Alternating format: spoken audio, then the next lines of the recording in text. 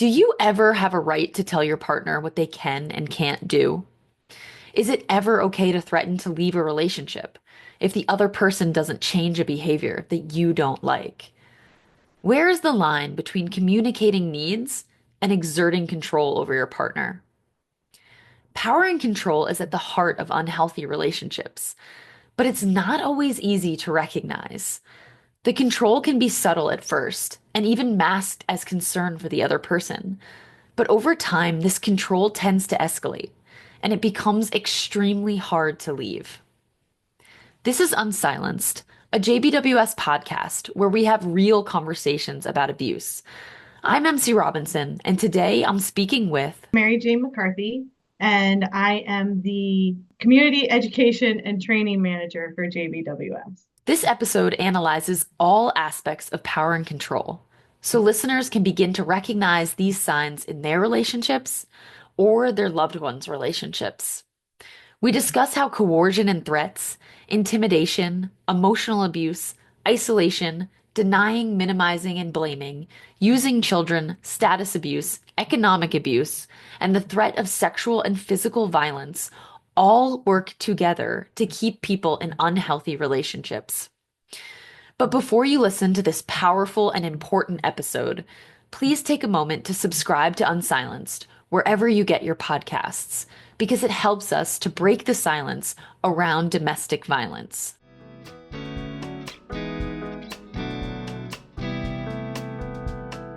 So, one thing we talk about frequently at JBWS is how power and control shows up in domestic violence.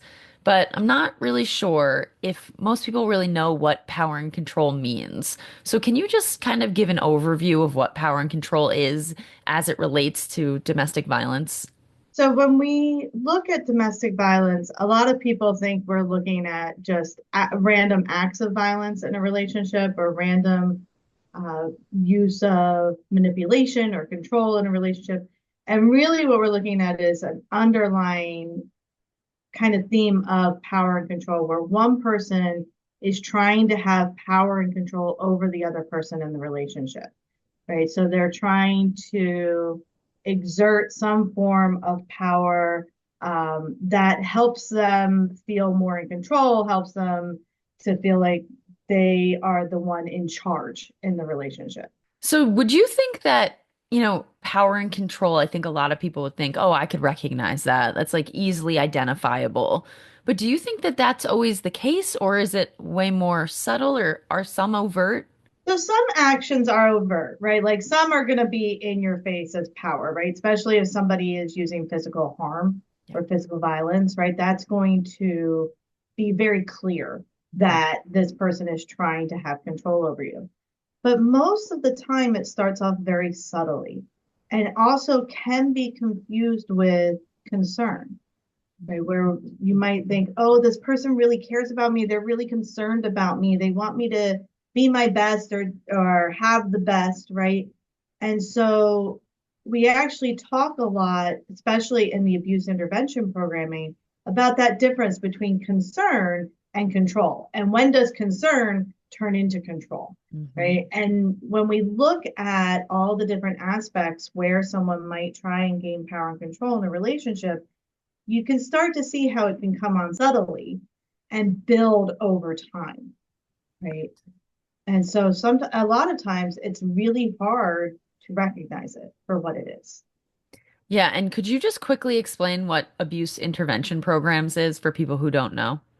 Sure. So abuse intervention programming is when we're working with people who have used power and control in their relationship, right? And so what we're trying to do is help them to recognize what power and control is, the tactics that they have been using, and how it's harmful to the other person, and what are those underlying beliefs and thoughts about relationships that are leading them to use power and control in the relationship. And then how do we change that?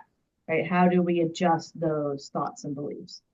Yeah, I think I love the work that we always do at the Jersey Center for Nonviolence, but I think it would be helpful now because we reference this power and control wheel a lot, and I think it would be really helpful if we could break it down because if you look at it, it can be kind of overwhelming, and I will link the power and control wheel in the show notes. But basically, it's this chart kind of. It's a wheel, and in the center is power and control. And then you have these eight kind of pieces around it with an outside circle around that. And so if we could just start and break down each one of those pieces and talk about how it relates to power and control, I think it would be really helpful. So if we Oh, could talk about coercion and threats and start there, what does that mean? What does that look like in an abusive relationship? so coercion and threats are basically telling someone, look, if you don't do what I want you to do, this is what's going to happen, Mhm. right? And so you may see it in a lot of relationships where we may not think that there's power and control, right? Like, if you don't do the dishes before I get home, I'm going to, not talk to you tonight. Where it really becomes an issue of power and control is when it's happening all the time or it's happening very often, Mhm. and those threats tend to escalate, right? So, if you don't do what I want you to do, I'm going to leave, right? Or if you don't do what I want you to do, I'm going to commit suicide. Right? Right. If you go out with these people, then I'm going to harm myself while you're out. Mm. Right. So that's a pretty severe threat, right? But it can start very subtly, right? Where a lot of times we'll see the threat to leave the relationship, right? Using that as a way of getting the person to comply because they don't want to lose the relationship, right? Mhm. So if you go out with your friends tonight, I'm gone, I'm done, Right. right? And there are times that, yeah, there are certain things in a relationship where we may need to say, look, I can't deal with this anymore, right? We've all had those breakup conversations where, the relationship is ending and I can't deal with this anymore. And these are how we want to change it. But when we're doing that all the time, it's keeping that person in constant fear, right? Right. So we never want to talk about ending the relationship unless that is where we're actually heading, right? Are we at an impasse, right? Where the relationship is ending. But other things could be used as well in coercion and threats, like threatening to expose somebody, right? So Mhm. let's say you're in an LGBTQ plus relationship and you're not out to your family, right? The threat of, well, if you do this thing, then I'm going to tell your family that you're gay, Mhm. or I'm going to tell your family that you're bi, or whatever it is, right? That could really control what the person does because Right. of that fear of being outed or outed to an employer or something like that, or coercing the person into doing things that are illegal. Mhm. Right? I need you to steal this thing. If we don't steal this thing, then we're not going to be able to eat, or we're not going to be able to do these different things, right? And then using that as power over them. Well, you robbed this store. If you don't do what I want you to do, I'm going to tell everybody, right? Right. I'm gonna coercing them to do the thing and then using that as a threat to keep them under control. Mhm. So it can be used very subtly, can't say that word today, Subtly. subtly, or it can be very overt. One thing that you said that we've personally talked about a lot that I find very interesting is the concept of people saying, well, if you do this, I'm gonna leave. And I kind of want to just explore that a little bit more because I think you had said, if you're gonna leave the relationship, leave the relationship. Don't threaten over and over to leave. So can you kind of go into the difference between those two? So when we think about like a threat is trying to get somebody to do what you want them to do, right? We're trying to manipulate the person.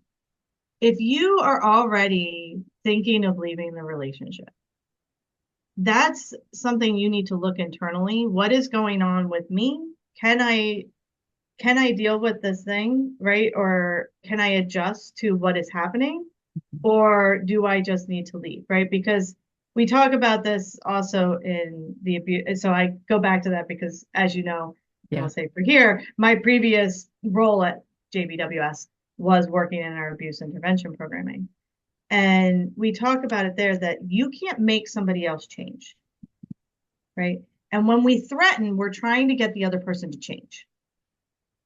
You have three choices in a relationship. You can keep doing what you're doing and everything will stay how it's going.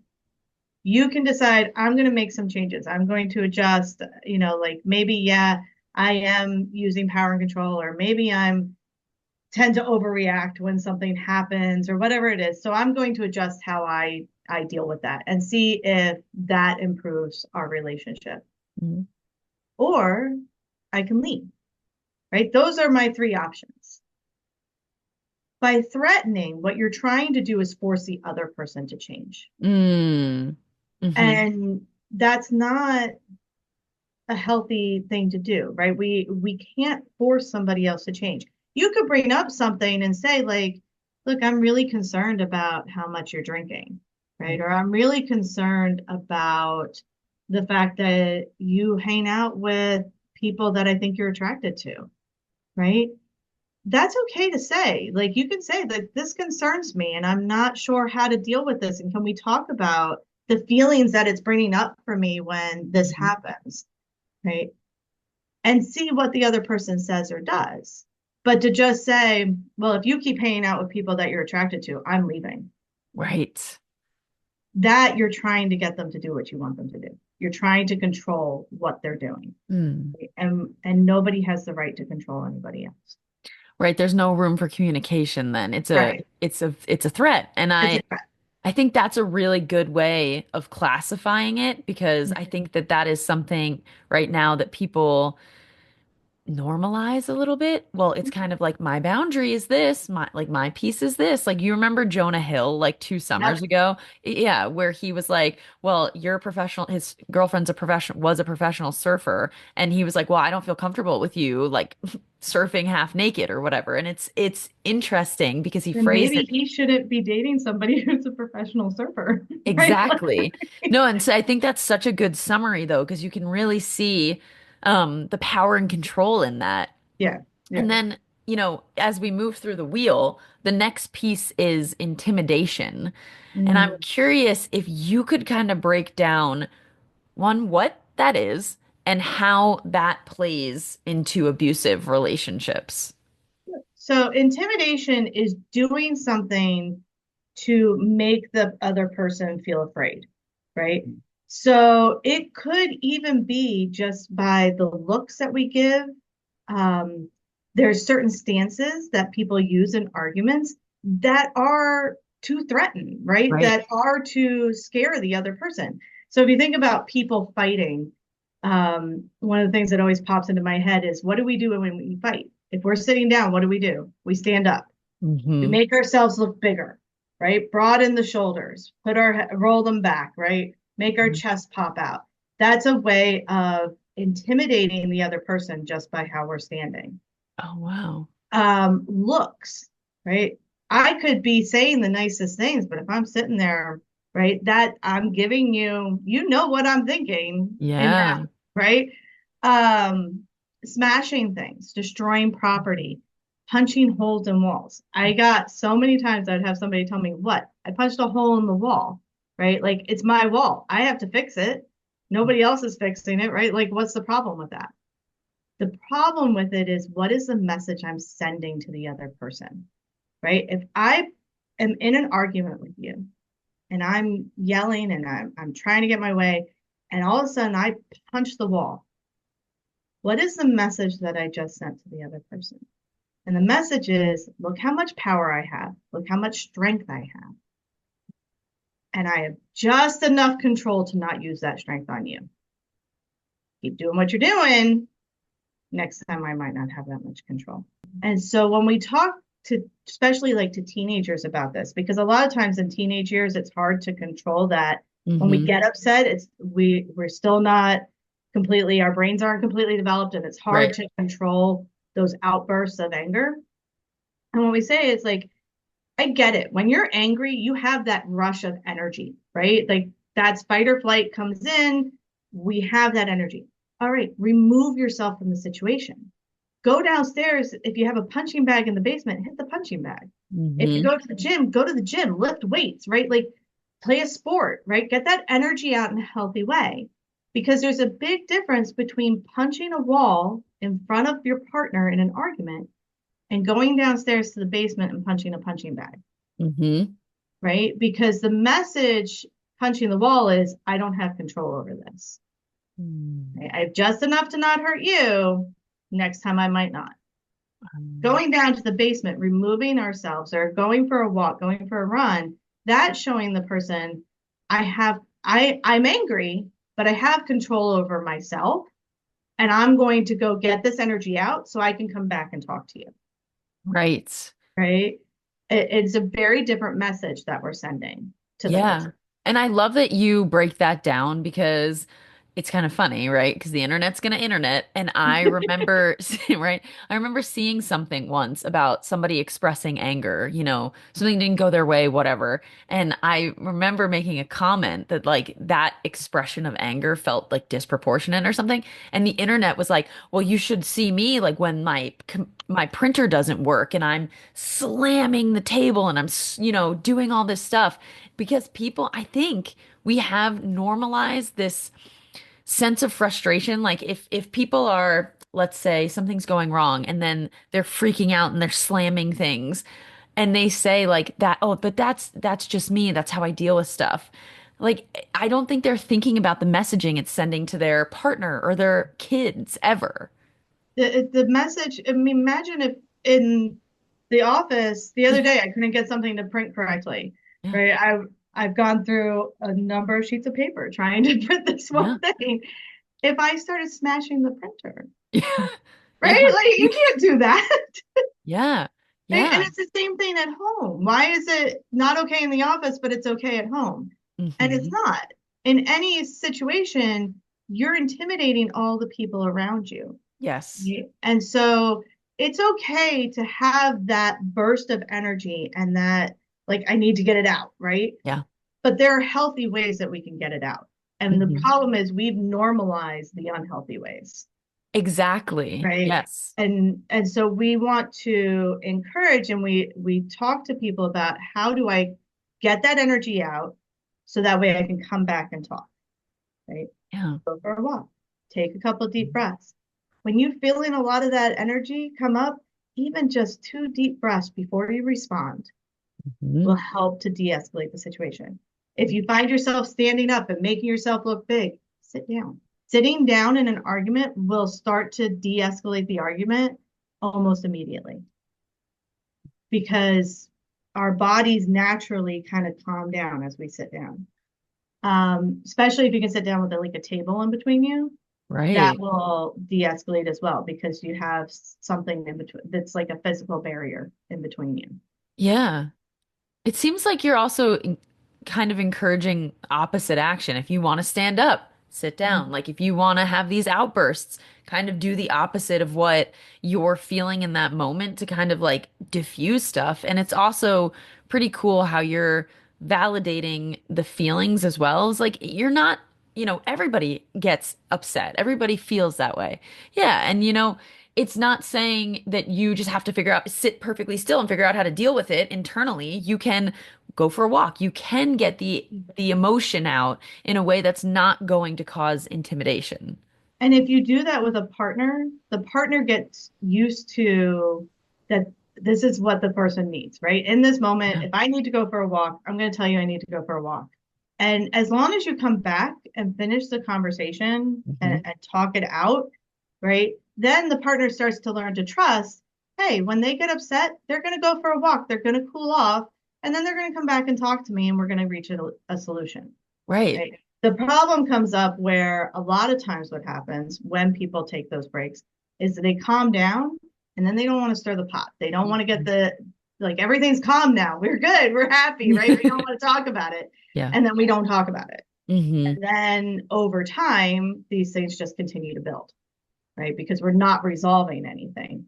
And then we have the explosion fight where everything's horrible and we hate everybody. And, like, so we really encourage go for the walk, go for the break, do something to calm yourself down, but then come back and talk about it. But don't intimidate the other person, right? We don't want to make the other person feel afraid.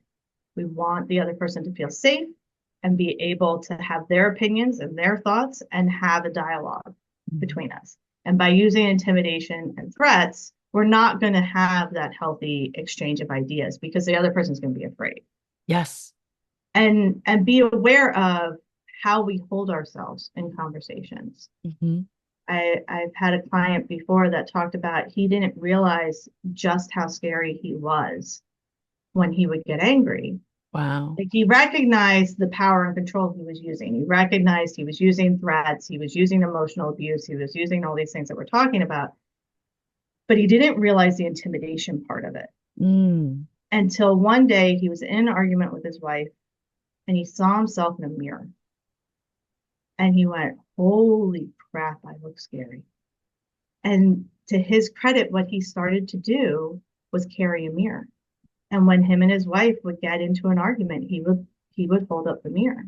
And if he started to see that he was getting that look again, he would take a break.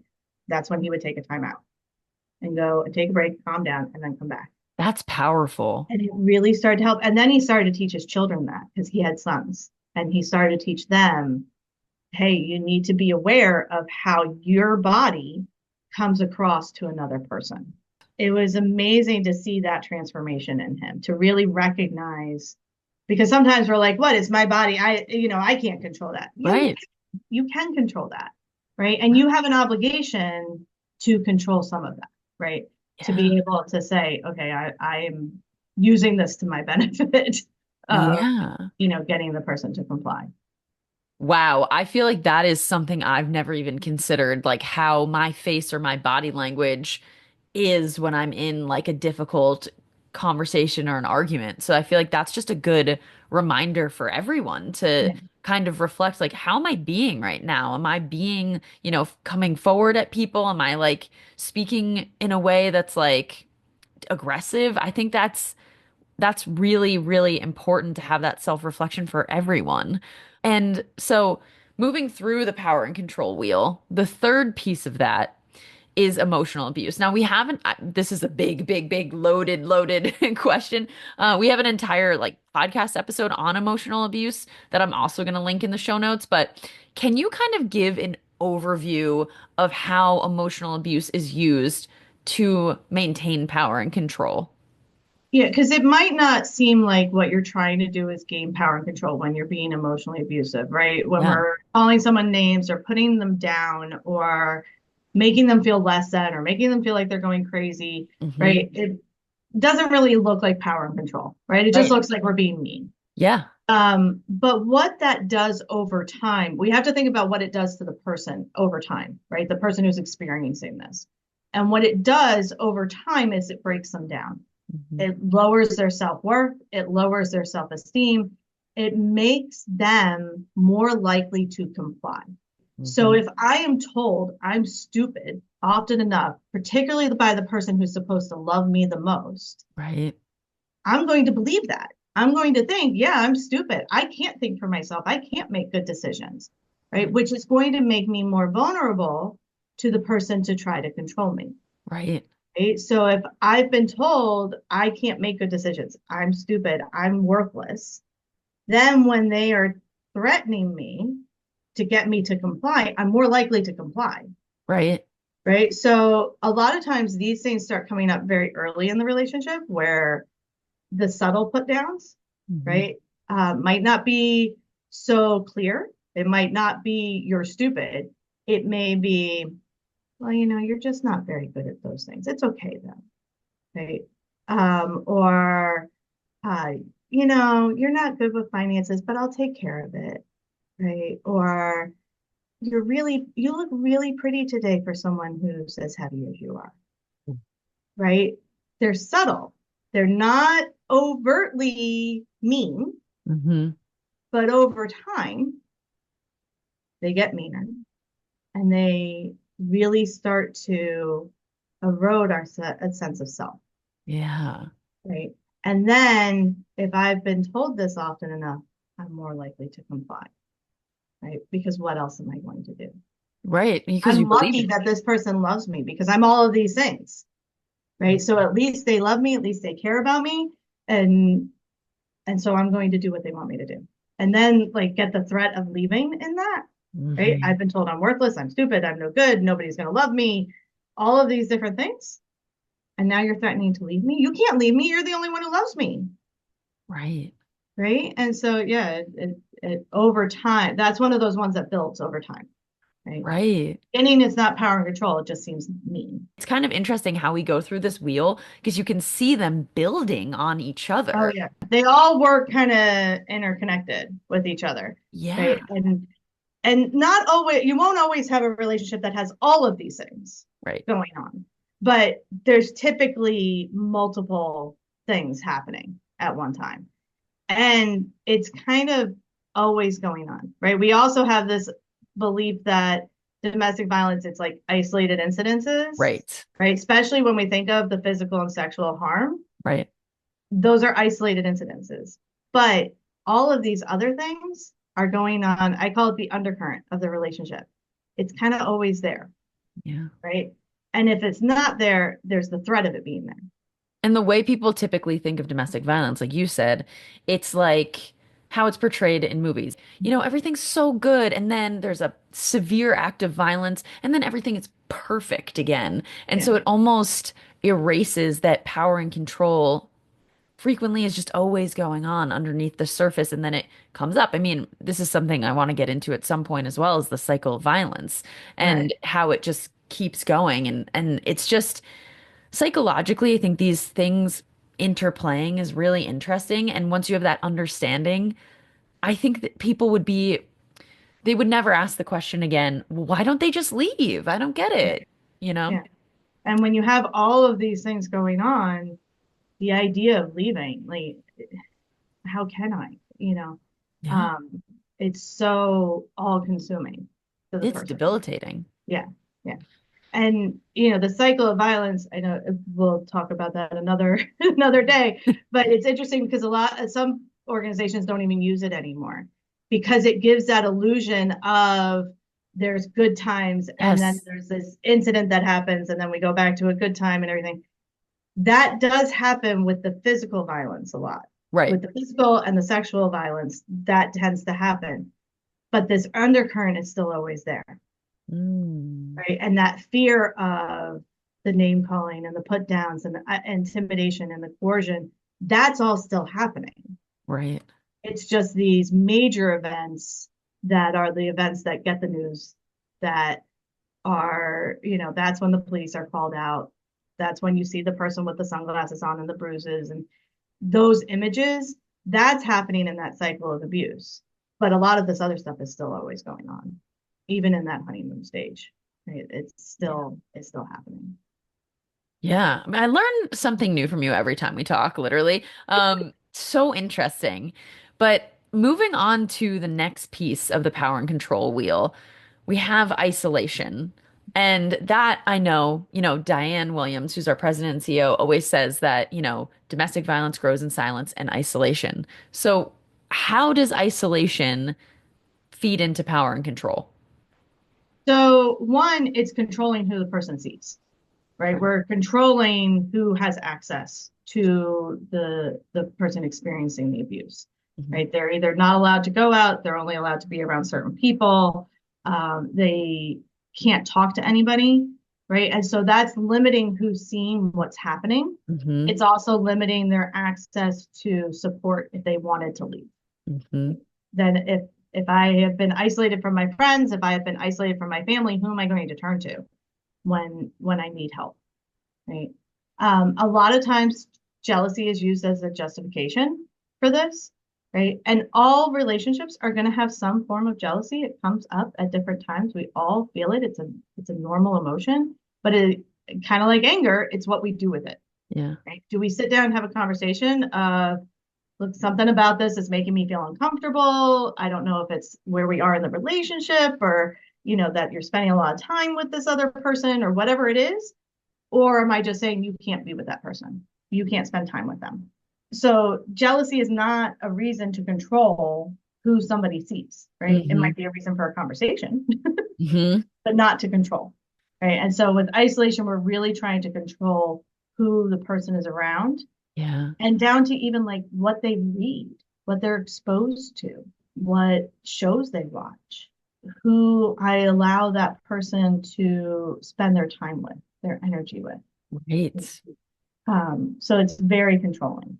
Is it also about, I'm just thinking, but is it also about limiting outside perspectives? So, for instance, maybe the partner doesn't want their partner to talk to anybody about what's going on. And so they might not even know that what's happening is abnormal in a relationship. Yeah.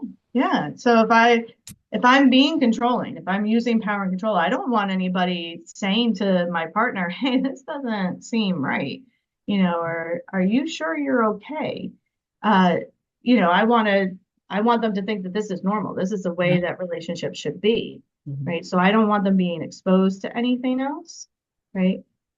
You especially see that with sometimes with immigrant population, or where one person is a citizen and the other person is immigrant, right? Because then I can tell them, oh no, this is just the way things are in America, right? Or nobody's going to help you because you're an immigrant, right? And so it's another threat, right? We're bringing threats back into it.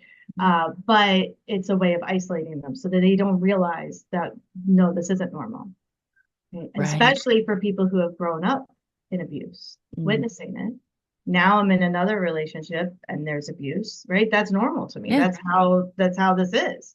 Right. And my friends aren't seeing it because I'm not allowed to spend time with my friends. So Right. they can't say anything. Right?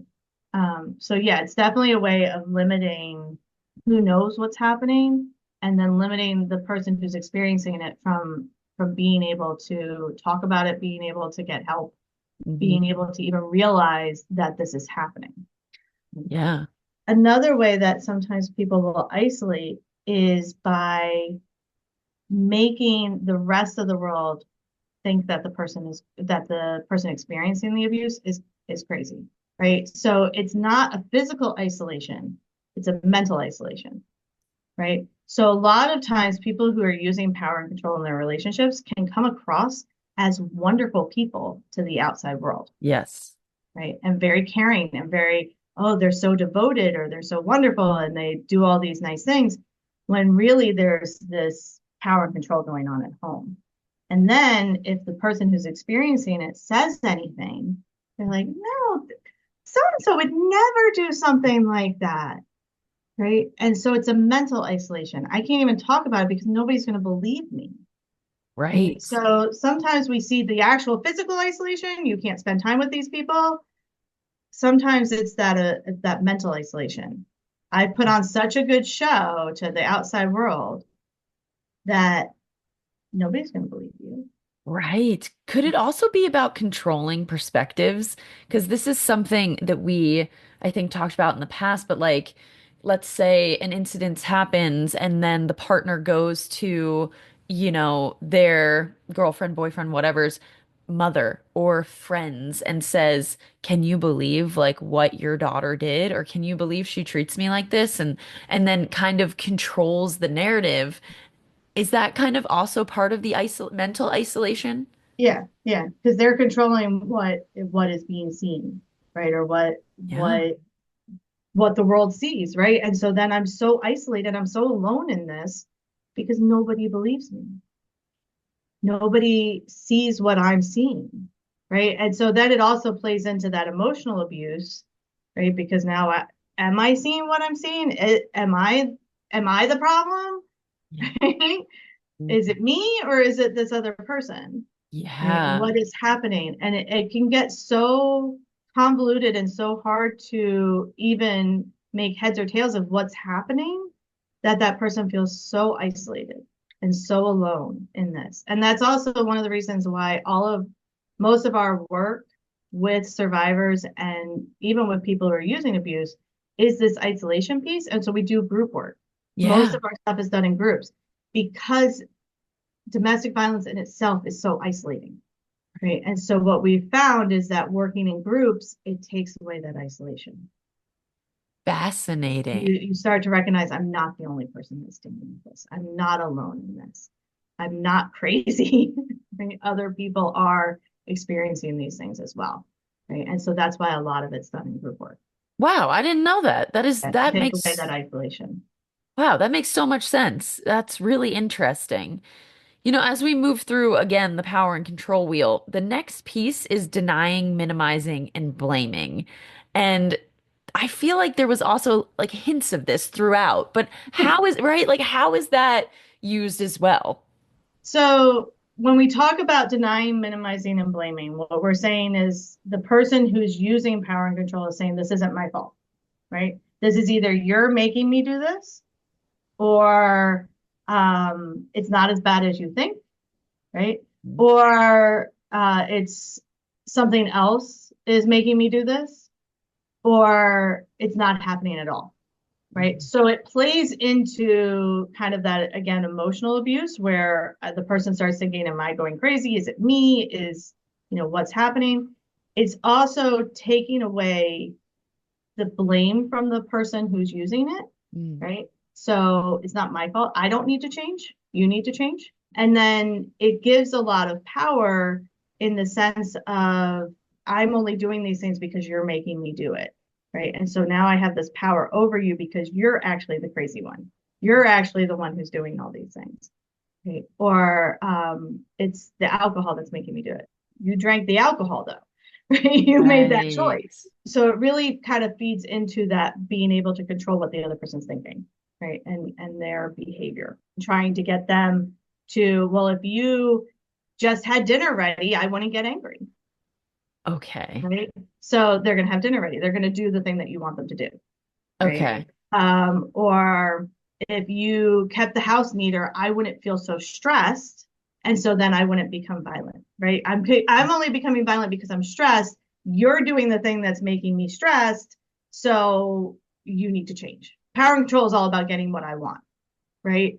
And so I'm getting what I want through blaming these other things. That is helpful because for some reason, this piece of the power and control wheel always confused me because I wasn't exactly sure what was meant by denying and minimizing because I wasn't sure if that meant like the other person's experience of the world or if it was the person's experience of their behavior.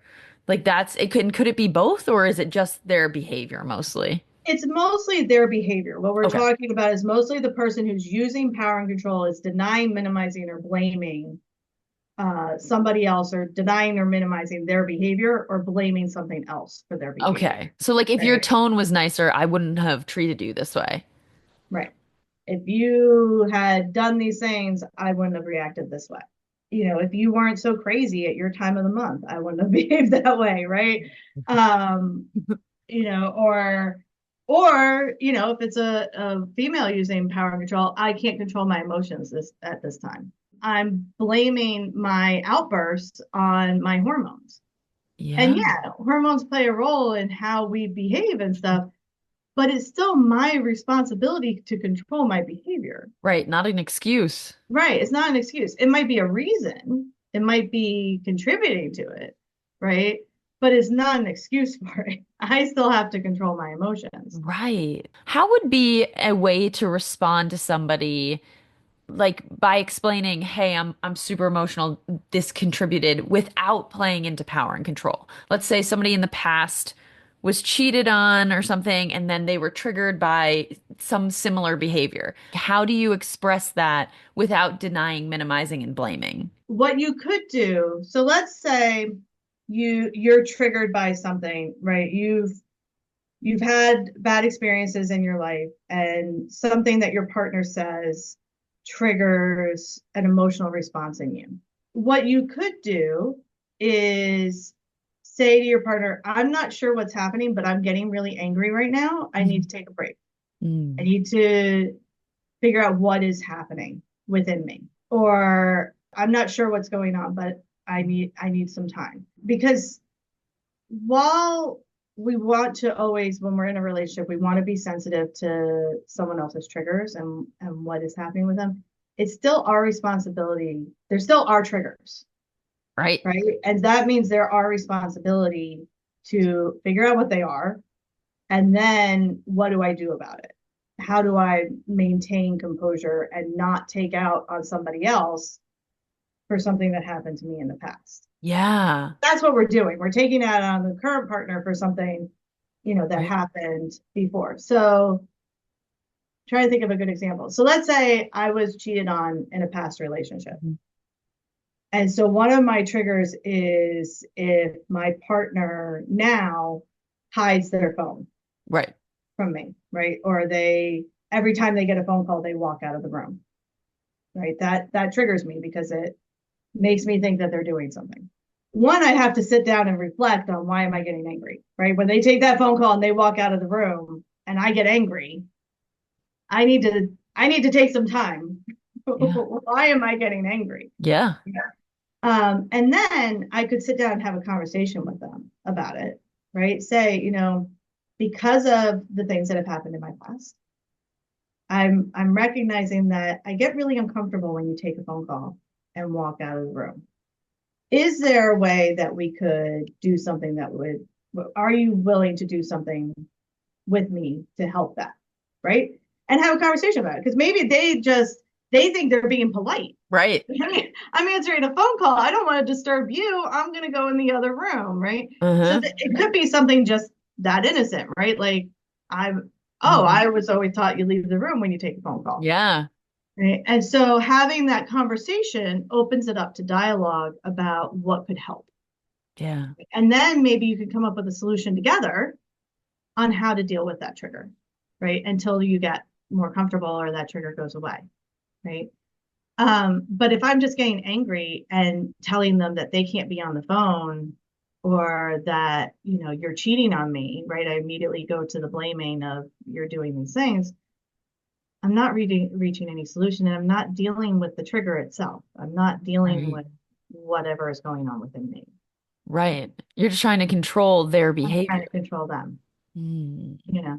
And so you can kind of see where they come from, right? But we're not handling it in a way that's going to help the relationship, or we're doing it in a way that's going to gain power and control and also harm the relationship. So that I think is the best way. Reflect on what it is that's going on within me with that trigger, and then have a conversation with the Mm. partner, right? Like, I'm seeing that this is coming up. I'm not sure how to handle it. Can we come up with a solution together? Yeah. No, I think that's great because that also validates once again the feelings and it makes it like a two-party system instead of just, well, you can never answer the phone with me or don't take calls when we're together. Yeah. That's like very demanding and part of control, but it's very interesting. I think that this comes up in power and control. So the next piece of the power and control wheel is using children. Yeah. Can you talk a little bit about how children can be used to maintain power and control over another person? Yeah, so there's lots of ways that children are used, unfortunately, in power and control. So, one, any type of threat against a child, right, is probably going to get the other parent to comply, right? So, if I threaten to harm the children, if I threaten to take the children, you're more likely to comply with what Yes. I'm trying to get you to do. Mhm. But there's more subtle ways, right? So, using the children to relay messages, right? And so especially for people who are separated, we have a whole power and control wheel just for post separation. Wow. And part of it is using children, right? Using that time of visitation or when the children are going back and forth to either relay messages to get the parent to comply, right? Or to harass and to harm the other parent to, again, get them to do what I want them to do. Using the children as a way of control themselves. Like, so we sometimes will see the person using power and control telling the children certain things about the other parent, right? Yes. And then the Hmm. children now are starting to exert power and control over the other parent, right? They Yes. might start to use those behaviors as well. Yes. And so it's kind of just perpetuating this power and control that's going on. Hmm. Right? So I'm going to get the children to say that you're bad or say that you are stupid or that you don't understand, right? Or I'm going to get the children to at least believe that. And so then I can control what you're going to do. So if the children even think you're not a great parent, then you're even more under my control, right? Because you feel like you have no say in what's happening. And then you might start to believe it, especially hearing it from your own children. You're Yeah. like, who's with me more, who maybe knows me better. And so I think that messaging is also particularly damaging coming from your kids. Yeah. And then, or I'm going to stand in between this so that the kids don't get it, right? Yeah. So Yeah. I'm still going to comply, or I'm going to do what you want me to do, so that way the children aren't seeing it or aren't being harmed. Wow. Another piece of power and control is is status abuse. And that to me, when I first started working here, I was like, what on earth is status abuse? So basically, what is status abuse and how does it feed into power and control? So status abuse actually originally in the original power and control wheels was called male privilege. Oh, So that's that pie piece. I call them pie pieces, right? So that's yeah. that. And so what it is using part of who you are as the reasoning I should have power and control, right? Mm. So when it was male privilege, it was I'm the man of the house, therefore I am the one who should be in control, Ah, right? I should have the power. mm-hmm. With status abuse, what we're doing is we're recognizing that it's not just men that do this, and it can happen in same-sex relationships, it can happen across the board, right? And so it's using part of who I am as the reason that I should have power and control over you. Gotcha. So it could be I make more money, therefore I should be the one in control. Mm-hmm. I am from upper class, you're from lower class, I should be the one in control. I'm smarter than you, I should have control. I'm more educated than you, I should have control. Wow. Right? So it can be any of those. I'm more popular than you. I have more friends. Like if you think about like a teenage Yeah. relationship, I'm the popular one. You're not so popular, right? Like I should be the one that calls the shots because clearly I know how to get popularity and people like me, right? Yeah. So using any of those types of things as a reason to have power and control. And then also it can go into those threats.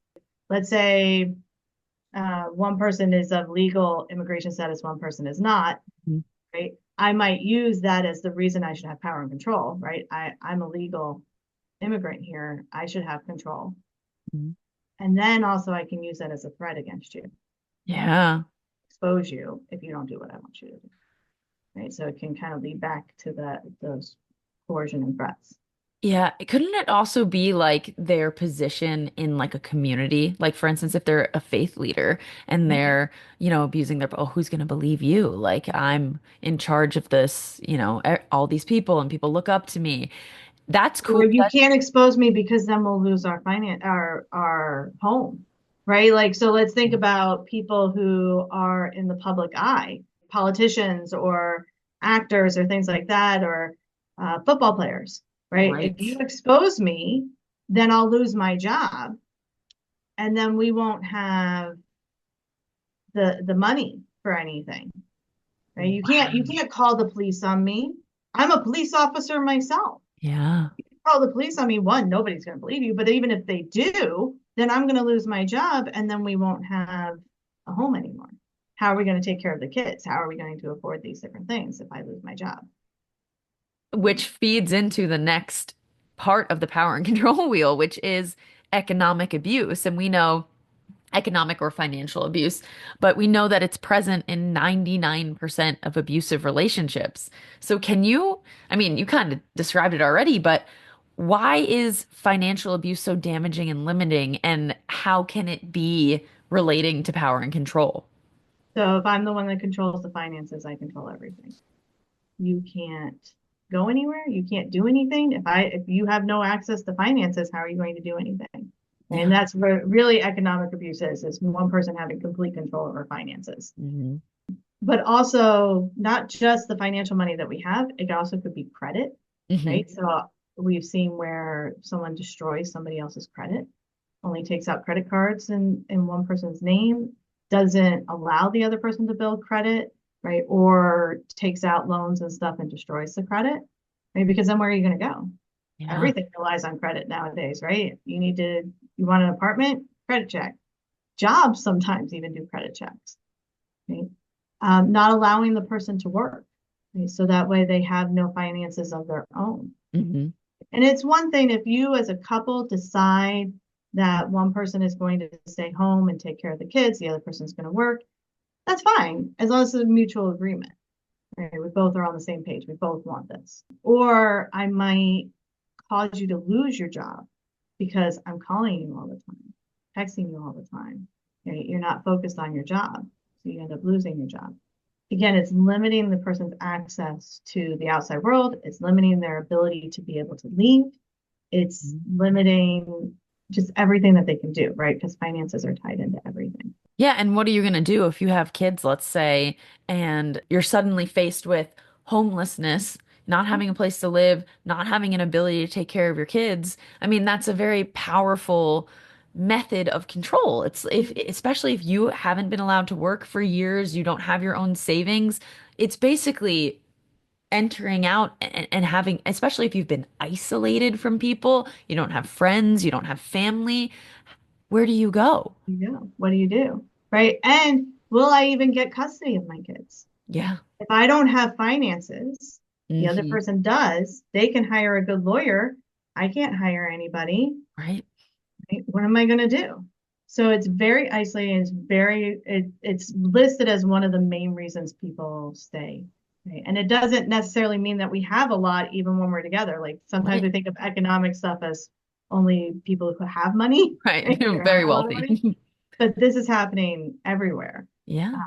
Of somebody controlling those finances and controlling how much a person has. And it's also one of those ones that can start looking like concern and build Right. over time, right? So, oh, you're really not really good with finances. I'll take care of everything. Or I want to take care of you. I want to take care of my partner. So don't worry about it. You don't need to think about those things, right? No. Don't stress over that. I've got it covered. Don't worry your pretty little head. Don't worry your pretty little head over it. We've got it covered, right?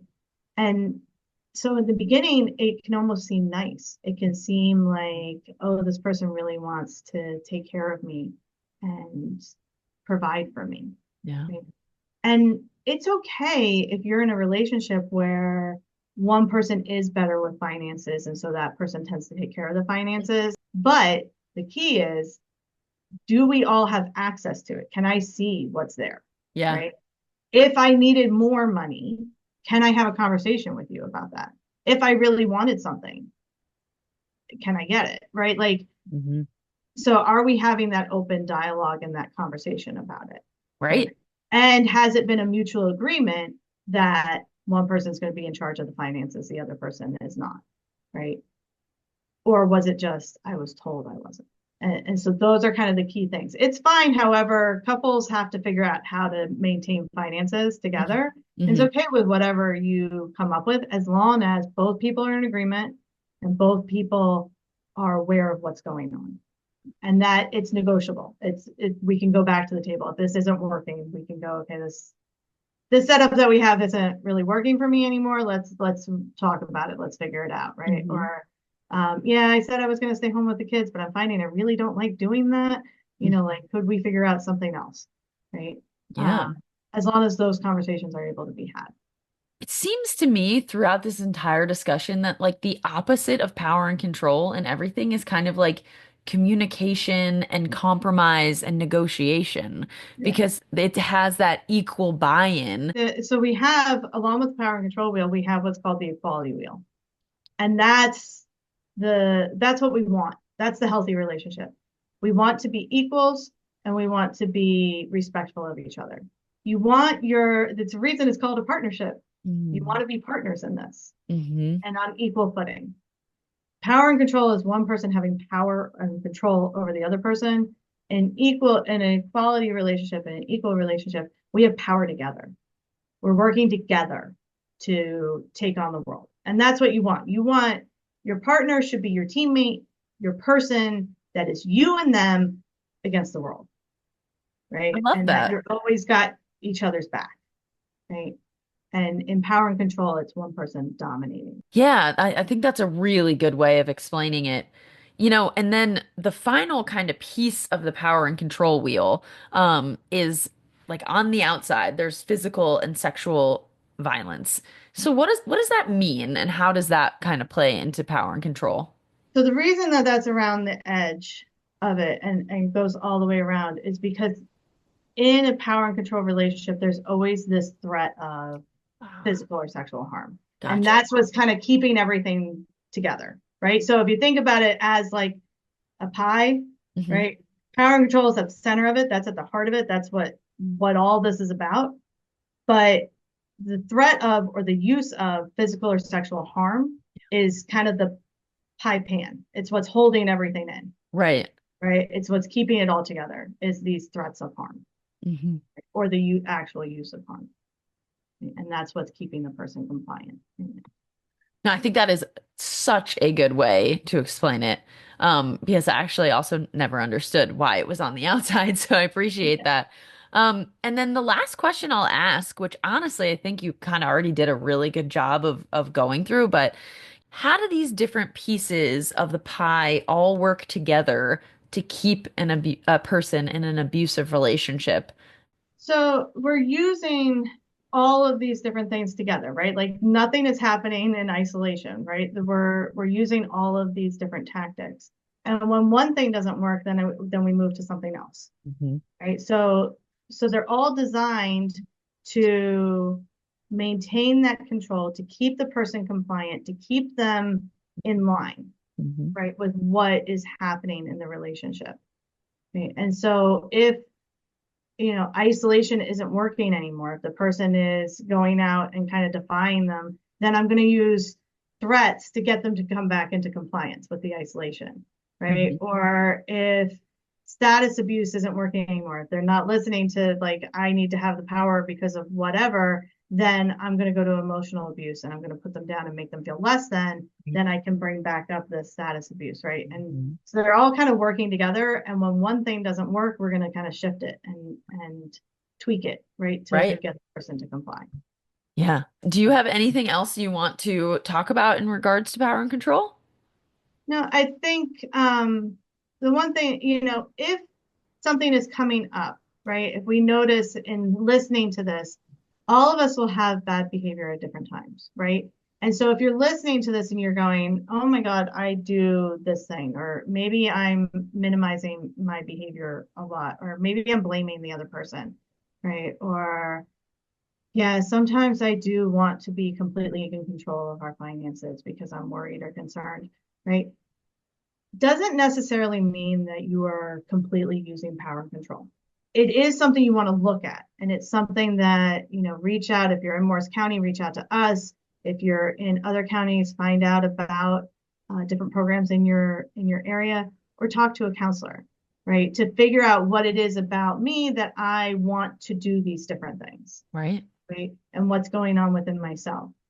But if you're noticing, yeah, I'm using a lot of these and I'm doing it all the time, then that is something that you would want to go to an abuse intervention program, right? And we'll work with you in those so that we don't feel that need to have the power and control, because what it comes down to is that need for power and control.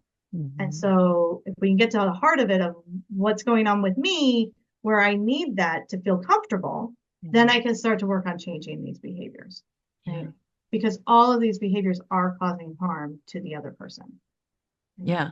But I don't want people to be like, oh my God, I do this. I'm such a horrible person. You're not a horrible person. You're a person. And we're here to help you so that way maybe we can change some of these behaviors.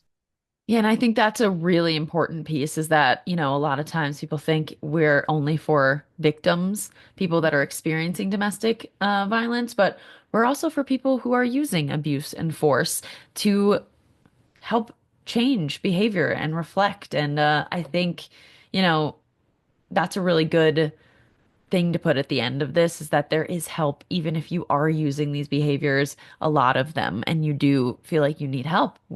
That's just a really good reminder. We're here. We want to help. right? And nobody's going to judge you for it, Yeah. right?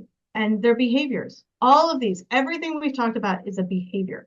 And if it's a behavior, that means I can change it.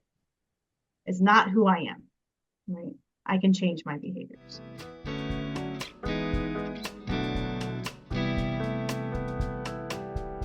I absolutely love speaking with Mary Jane. Literally every single time we talk, I learn something new about domestic violence.